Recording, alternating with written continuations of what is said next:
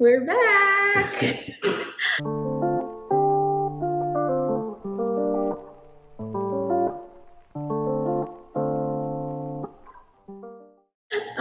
I know it has been quite some time since you've seen our faces. So welcome back. If you're new here, welcome.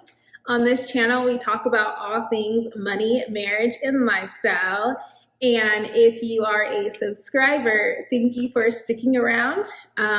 What have we been up to these past 4 months? What haven't we been up to? So we bought a new house, Yes. Went through the entire house hunting stage in Southern California, which is not for the weak.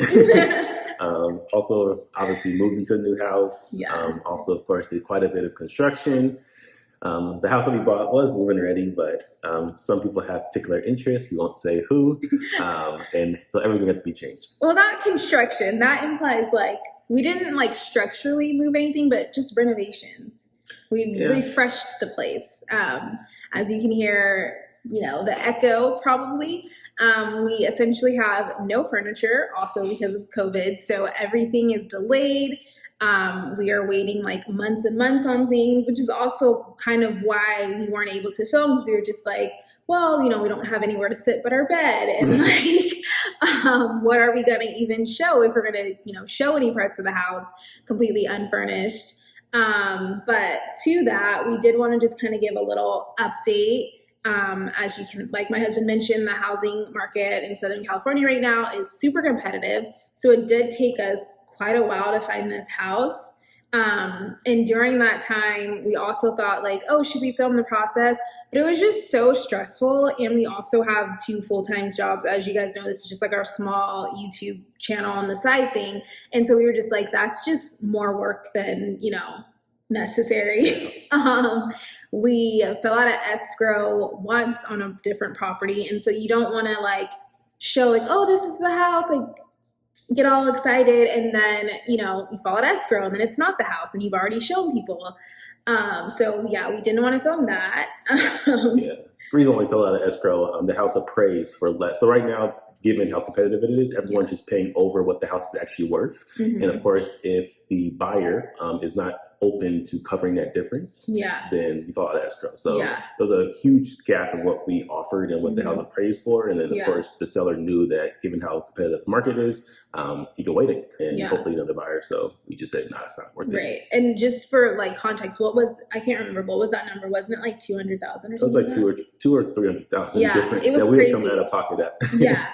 Cash. And we were just, because like your loan is not going to cover that. And so we were just like, no, if the bank isn't going to take that risk, that tells you something. So we weren't comfortable with that. And thankfully it all worked out in the best, because this is easily a better place, better location, like everything happens for a reason. So everyone won in that situation. So that's what we've been up to. So if you guys want any, video on that topic in particular, as far as like home buying in 2020, 2021, let us know in the comments. We can have like a dedicated video. But on today's video, I wanted to focus on our kitchen renovation. So like I said, people have been in my DMs since we've kind of like moved in, and like, on Instagram. So if you don't follow me on Instagram, you should follow me on Instagram. When I'm just like, making my like morning coffee or just whatever, you can see our kitchen in the background. We're not like hiding it or anything. There's no grand reveal. But I've been getting a lot of DMs about the renovation process and just like our cabinetry selection, our countertops, really everything. And so I thought it would be fun to just do like a Q&A on that, because we are comfortable doing that. We have gotten a lot of requests for like a full house tour, and I don't know, I don't think either of us are comfortable with that. Not because we're just like, oh, we have this like grand following and it's a safety issue. It's just more so because I don't see the value in like what that would bring you guys. And so we try and do things that are helpful. And I know for kitchen renovations in particular, they're really popular. We can actually tell you about like the materials we chose and why, and kind of give you like information that will help other people who might be doing a kitchen renovation. Everyone has a kitchen, but kind of just like showing a house, I don't know what that would do for anyone.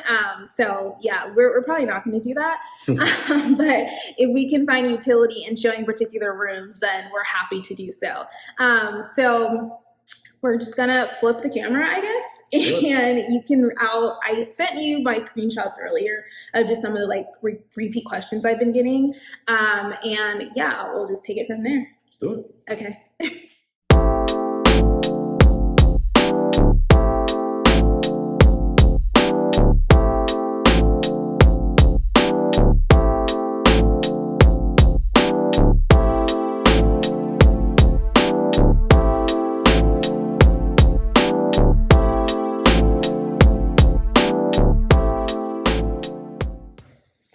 Do you have the DM questions ready?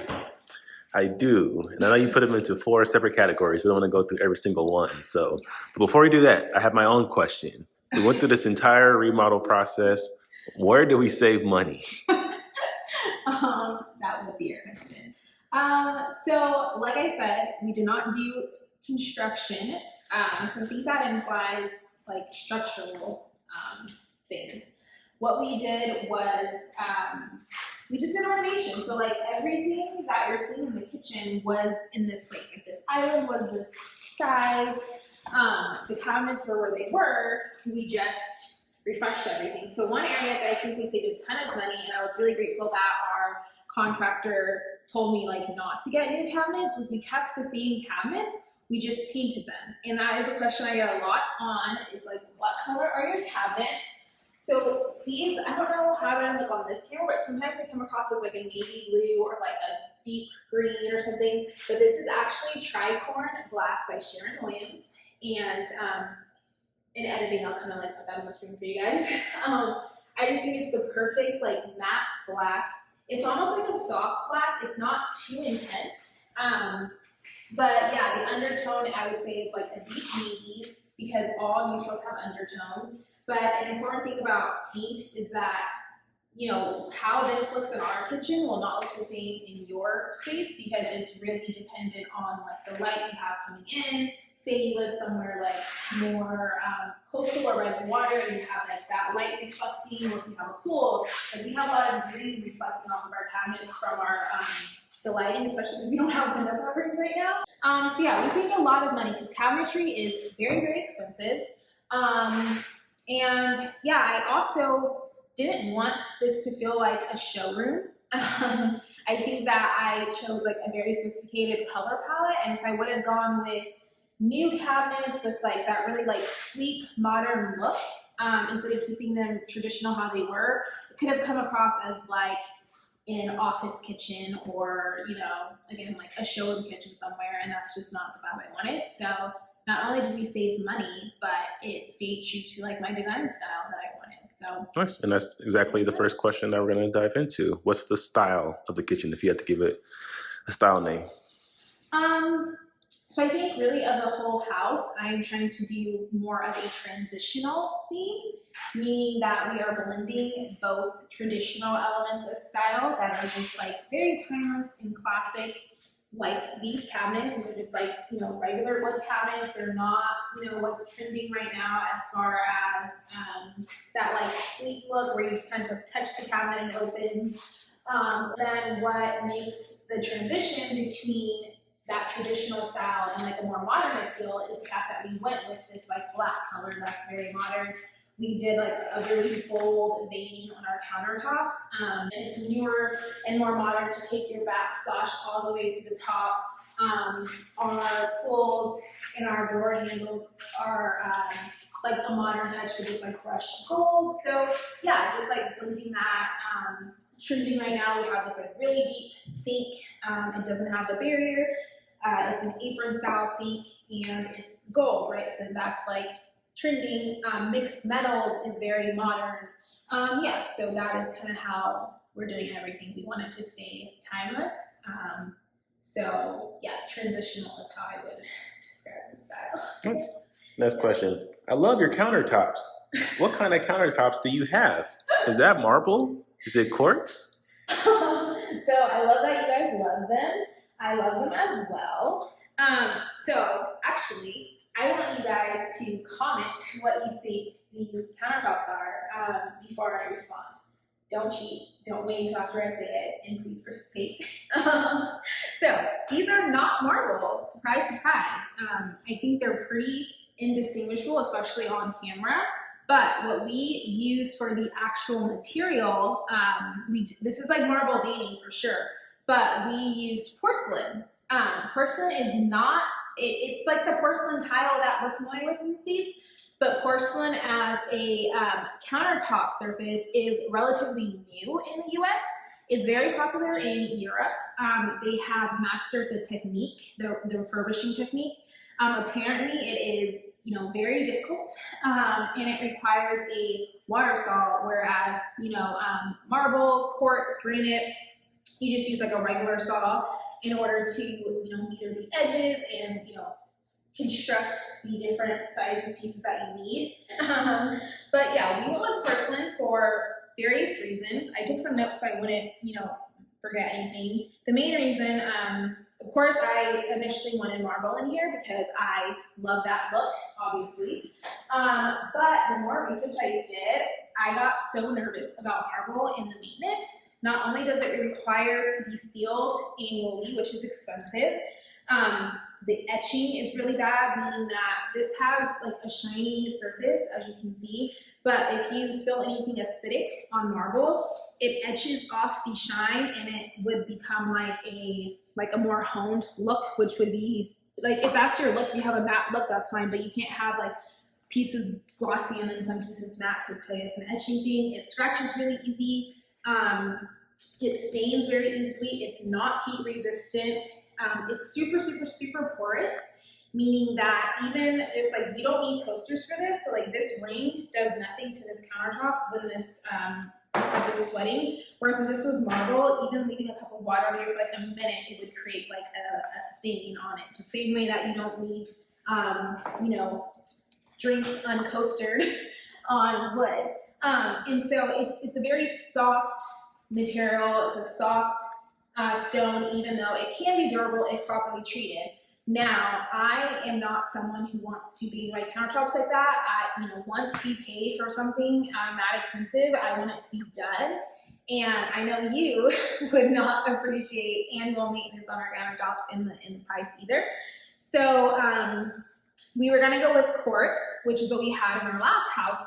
This is our second kitchen that we have renovated. So I was able to like learn a little bit along the way. And although quartz, is very durable, it's a natural stone as well. The thing is, in our experience with it wasn't like the best. Again, it's not as heat resistant or as durable as porcelain. It stains. We have like spilled curry on it and whatnot. And like, even though the stain faded, it was still there. So like that happened. Yeah, so we just didn't have experience with quartz. I also really wanted a marble look, and quartz is beautiful on its own for what it is, but you can't get that veining that you can get with porcelain. What else? I was actually really happy with our contractors because, like I said, you need a specialist to install porcelain because, again, it's not as popular in the States. I was going to say, what's the con of porcelain then? It's the cost. So the countertop is comparable to, again, like the price of a quartz or a marble, but the actual process for installing it, the installation process, because it's so delicate during the install. So yeah, that process is like very expensive to do, but once it's in, it's heat resistant. You don't need coasters. It doesn't scratch. The only way to damage it is to like nick the corners where it was metered. But otherwise, yeah, to me, and in my research, it is the best price per wear. It's the most durable. It's actually made in heat. So like if you take something, a pot, and put it directly on here, whatever, take your drink on here, whatever, you could use this as a cutting board if you wanted to. Nothing would happen. So yeah, I think the con is just really the installation process and making sure you find a contractor who knows how to work with the material. Our contractors were sweating during that process, but in the end, it worked out. Yeah. Next question: What was your favorite part of designing your own kitchen? I think let's see. I have a few favorites.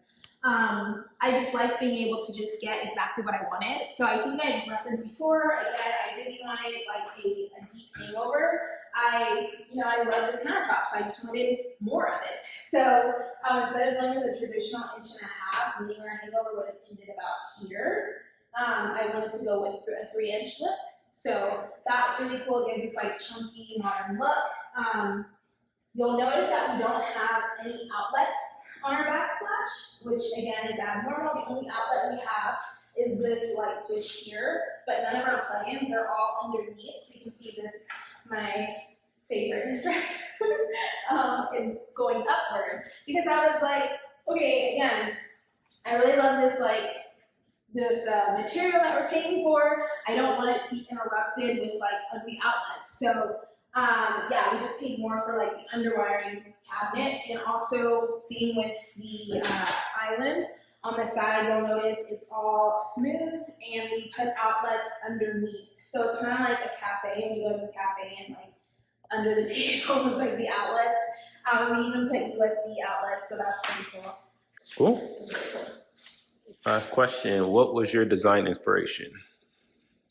Yeah, so I think for this kitchen, I just wanted to feel, very like elegant and timeless, but also comfortable. I wanted it to feel like, I could cook in here. We could host and have people over. We love having people over. So that was the deal with me. I wanted our eat-ins to be comfortable. I know I asked you guys on Instagram about like our chair situation. And so some of you are like, oh, go with like all 4 of your wishbone chairs. Some people said to do a bench. And so I ended up going with Poops because I just thought it'd be more fun for our nieces. And to make it more casual, we're fortunate enough to have a proper dining room. So I was like, I don't need it to feel so formal. And I think this just feels more like a breakfast nook. Again, I just wanted it to feel comfortable because some of the other choices we chose were like very elevated, like the countertops and the cabinetry color. So yeah, my inspiration was just that we work really hard. I want our home to reflect that. This kitchen makes me feel inspired to be in here. I come in here almost every day, and I'm just like, we can all believe this is our kitchen. I can't believe this is our home, and it makes me want to cook in here. So again, the way we work, if I don't feel like inspired to do something, I will do nothing at all, and we will like eat out every single day. So yeah, I think my inspiration was just to have this reflect our efforts, to have it be like an inviting space for family and friends, and to motivate me to like get in here and make meals. So cool. Yeah. Any final parting words? I hope that was helpful. If you guys have any more questions, feel free to put them in the comments below, follow me on Instagram, and you can DM me. So, yeah.